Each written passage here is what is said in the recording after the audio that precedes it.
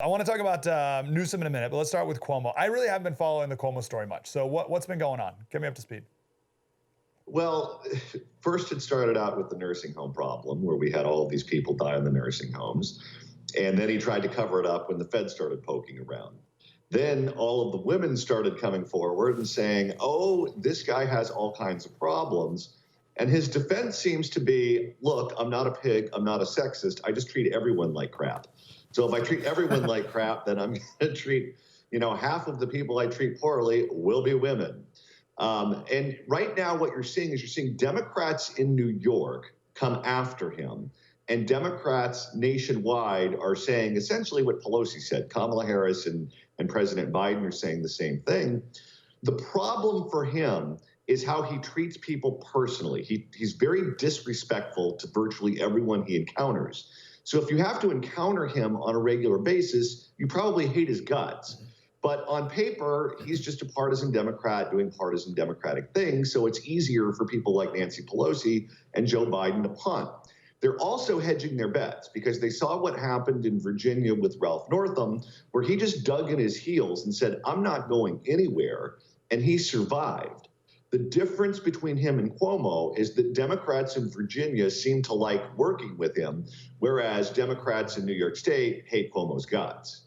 Oh, interesting. Okay, so Democrats there are seeing this as an opportunity to kick him out. So you're saying they want him gone just because they don't like him?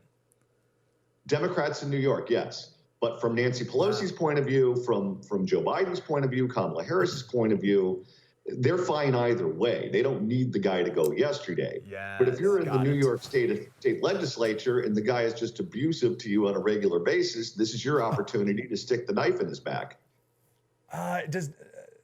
If he goes, surely they'll elect another Democrat, right, in New York as governor. There's no Republican governors in New York happening, right? You never know. I mean, they did have George Pataki as governor, and you don't know who the Democrats are going to come up with. I mean, they're really, truly awful potential candidates. I mean, at one point in time, remember they were talking about running Caroline Kennedy for a U.S. Senate seat, and that blew up on takeoff. If suddenly they wake up tomorrow morning and decide that Chelsea Clinton's going to be the next governor of New York, may end up with a Republican. Or Anthony Weiner. Let's bring Weiner back from the dead. Okay, so what do you think he's going to do? What's your prediction?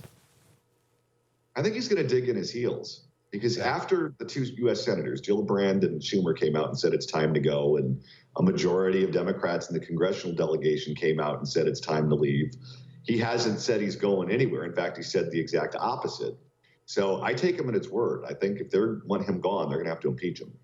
Well, as you said, Governor Blackface really set the tone, right? That's the exact thing to do. Just wait, right? Just wait. Yeah, I've already noticed it this morning. I mean, that was all that was in the papers on Friday and even Saturday and Sunday. But this morning, they're all attacking Ron Johnson. They're going after the state of Florida. They're doing all kinds of other things. And, go to CNN.com. There's not much about Cuomo. They've moved on already. Yeah. Are the accusations against him, the sexual accusations, very bad? Or again, is it more in the category of he's just a jerk?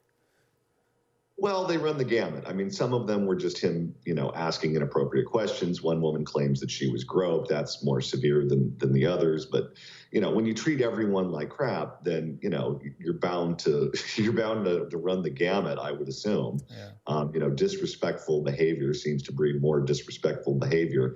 And I would note that a lot of these allegations have come over the last year.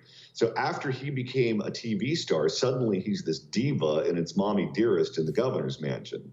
And, that being on TV and winning the Emmy and, all of those things was clearly bad for his interpersonal skills, which were lacking to begin with. Wow. That was deep and insightful. I want more of that. Like, subscribe, get more.